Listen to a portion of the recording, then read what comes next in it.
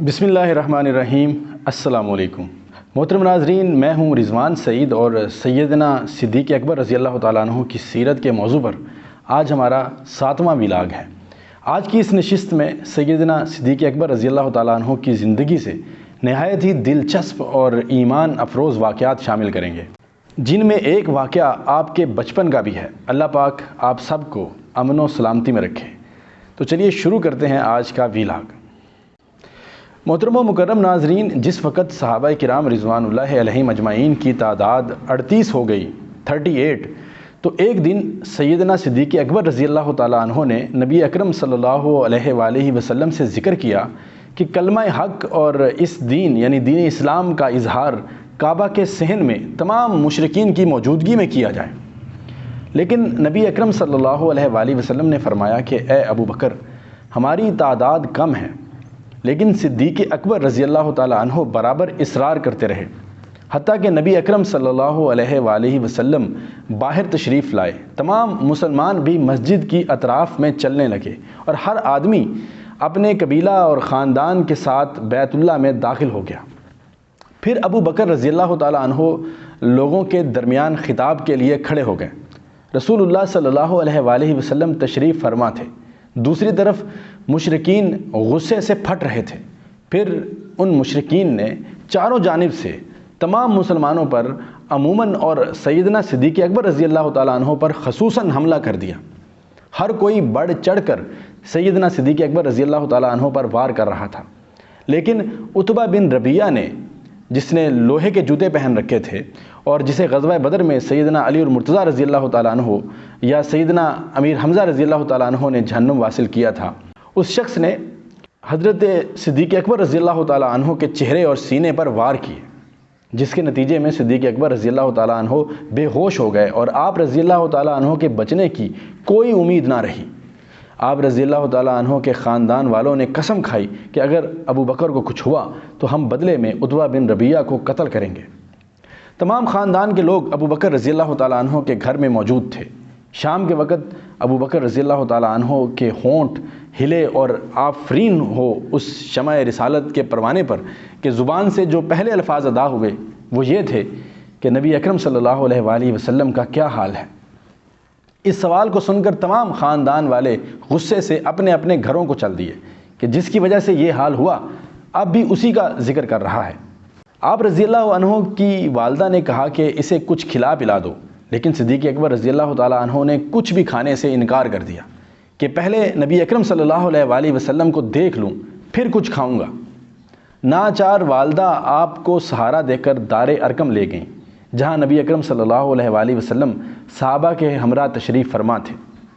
نبی اکرم صلی اللہ علیہ وآلہ وسلم نے جب صدیق اکبر رضی اللہ تعالیٰ عنہ کو دیکھا تو سینے سے لگا لیا اور دیر تک دونوں اسی حالت میں آنسو بہاتے رہے۔ پھر صدیق اکبر رضی اللہ تعالیٰ عنہ نے کہا، یا رسول اللہ صلی اللہ علیہ وآلہ وسلم، یہ میری والدہ ہیں، مجھ سے بہت پیار کرتی ہیں، ان کے لیے دعا کریں کہ اللہ ان کا دل اسلام کے لیے نرم کر دے۔ اسی موقع پر نبی اکرم صلی اللہ علیہ وآلہ وسلم کی دعا کی برکت سے آپ رضی اللہ تعالیٰ عنہ کی والدہ محترمہ نے اسلام قبول کر لیا۔ محترم و مکرم ناظرین، حضرت ابو بکر صدیق رضی اللہ تعالیٰ عنہ کے بیٹے عبد الرحمن بہت بہادر شاہ سوار تھے۔ یہ فتح مکہ کے موقع پر مسلمان ہوئے تھے۔ فتح مکہ سے پہلے کی تمام لڑائیوں میں کفار کی جانب سے حصہ لیتے رہے۔ ایک غزوہ میں یہ کفار کی جانب سے میدان جنگ میں آئے اور مسلمانوں میں سے کسی کو مقابلے کے لیے بلایا۔ سیدنا صدیق اکبر رضی اللہ تعالیٰ عنہ نبی اکرم صلی اللہ علیہ وآلہ وسلم کے پاس تشریف فرما تھے۔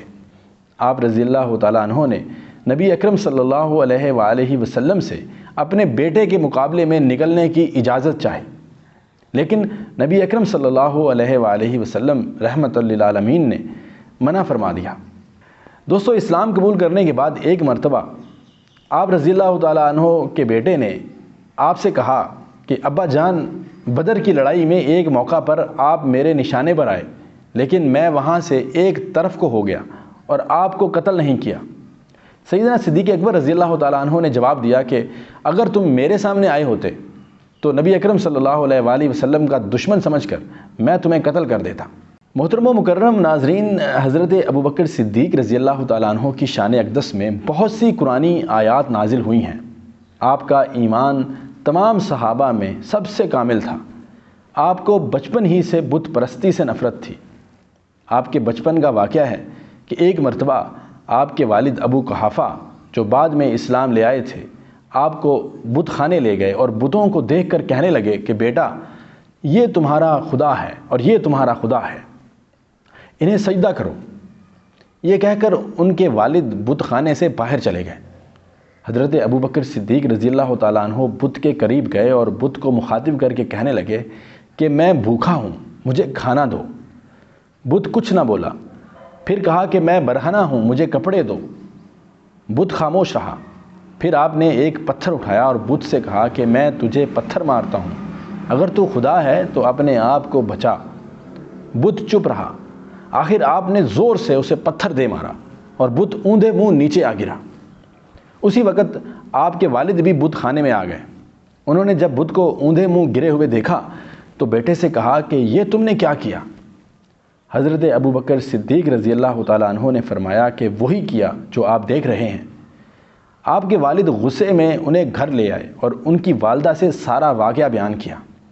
حضرت ابوبکر صدیق رضی اللہ تعالیٰ عنہ کی والدہ نے اپنے شوہر سے کہا کہ اس بچے کو کچھ نہ کہو، کیونکہ جس رات یہ بچہ پیدا ہوا اس وقت میرے پاس کوئی بھی موجود نہ تھا۔ میں نے ایک آواز سنی کہ کوئی کہہ رہا ہے کہ اے اللہ کی بندی، تجھے خوشخبری ہو اس بچے کی جس کا نام آسمانوں پر صدیق ہے اور جو محمد صلی اللہ علیہ وآلہ وسلم کا یار اور رفیق ہے۔ علماء فرماتے ہیں کہ انبیاء کرام علیہم السلام کے بعد حضرت ابوبکر صدیق رضی اللہ تعالیٰ عنہ تمام لوگوں میں سب سے افضل ہیں۔ حضور اکرم صلی اللہ علیہ وآلہ وسلم کا ارشاد مبارک ہے کہ حضرت ابوبکر صدیق لوگوں میں سب سے بہتر ہیں، علاوہ اس کے کہ وہ نبی نہیں۔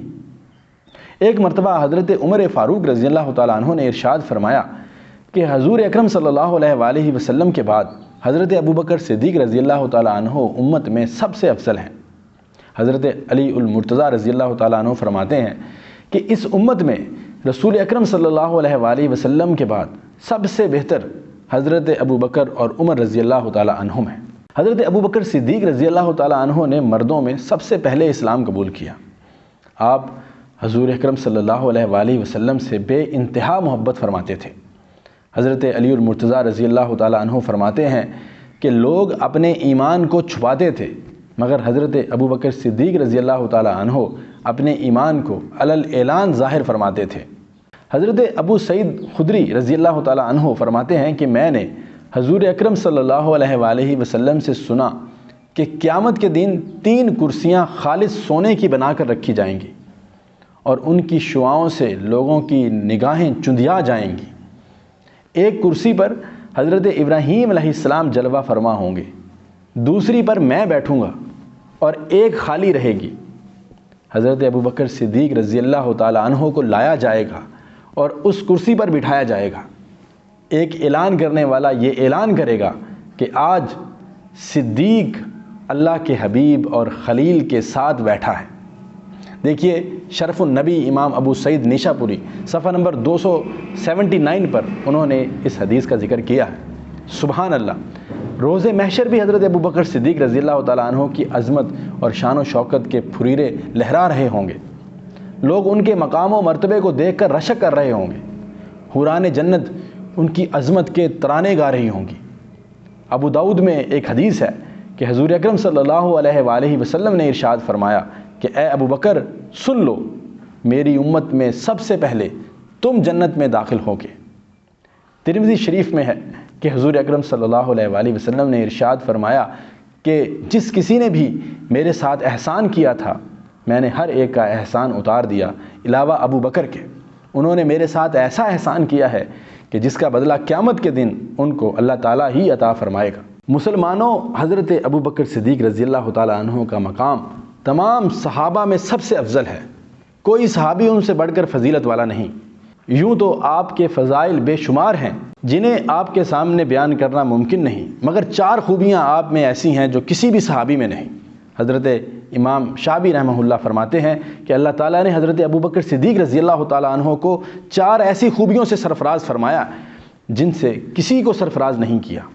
اول، آپ کا نام صدیق رکھا اور کسی دوسرے کا نام صدیق نہیں رکھا، اور دوئم، آپ حضور اکرم صلی اللہ علیہ وآلہ وسلم کے ساتھ غار ثور میں رہے، اور سوئم، آپ حضور اکرم صلی اللہ علیہ وآلہ وسلم کی ہجرت میں رفیق سفر رہے، اور چوتھی، حضور سرور کونین حضرت محمد مصطفیٰ صلی اللہ علیہ وآلہ وسلم نے آپ کو حکم دیا کہ آپ صحابہ کرام کو نماز پڑھائیں تاکہ دوسرے لوگوں کے آپ امام اور وہ آپ کے مقتدی بنیں۔